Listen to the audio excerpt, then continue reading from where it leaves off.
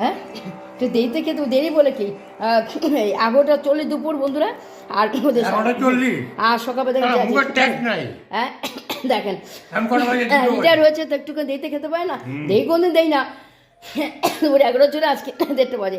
আর দিকে রাত্রে হচ্ছে কী বলেন, হ্যাঁ 9:30, ঠিক আছে।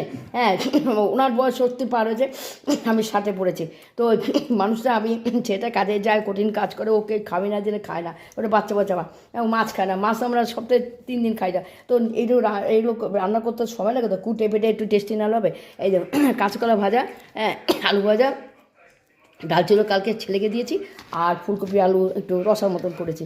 দেখুন কী চিল্লাবিল্লি শুরু করেছে, বলুন। তো নিজেই নিয়ে খেতে পারবো ছোট্ট একটা থালায়। আমি সুন্দর করে গুছিয়ে দিই, সেটা ভালো লাগে না? হ্যাঁ আমার বয়স হচ্ছে, আমার কুটতে বাড়তে দিতে লাগে। চানকে ঠাকুরকে দিলাম, উনি একটু চা করেছেন, এরকম কোথাও তো যাই না, চুল মাথার তো পেকে ঝরে পড়ছে, এরকমই দেখুন কিরকম করে খাচ্ছে, দেখুন আপনারা।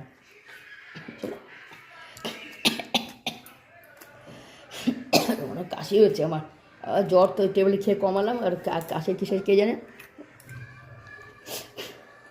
সময় খেতে আগে খাবো কি বলবো, ঠিক আছে। দেখেন আজকে কি হয়েছে, কাঁচাকলা ভাজা, আলু চকচকের ভাজা, আর ফুলকপি আলু তরকারি, আর শুকনো মাছ এনেছি, কাটছি শুকনো মাছ, এটা একটু পেঁয়াজ রসুন দিয়ে ঝাল করবো।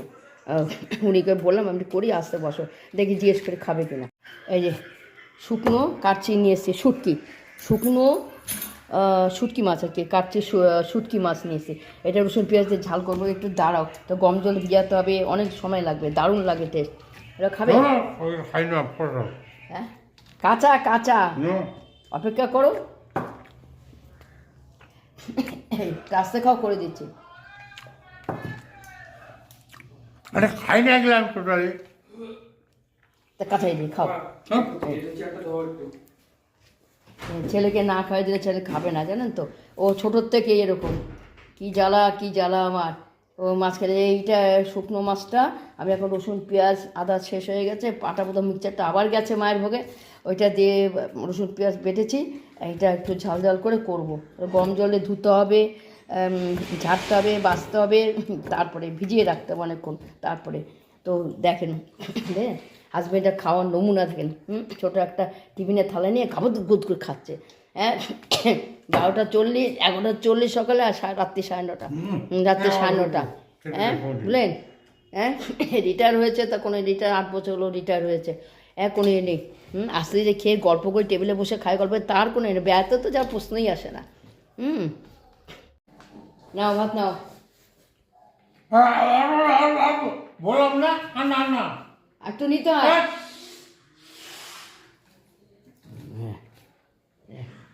এই যে খাওয়া হয়ে গেল না, এখন আমি থাকি, ছেলে বউ বাড়ি গেছে, ছেলেকে না খাই দিলে খায় না। বন্ধুরা কী করবো, মা তো আমি পারি, বলুন আপনারা বলুন, বড় হয়েছে, যে কাজ করে জীবিকা খুব কঠিন কাজ, পেটের দূরে যদি ভাত না খাই দিই না, ও না খেয়েই চলে যাবে। ঠিক আছে, রাখছি বন্ধুরা, এর দিই শুকনো মাছটা করবো, কী করে করি দেখাবো।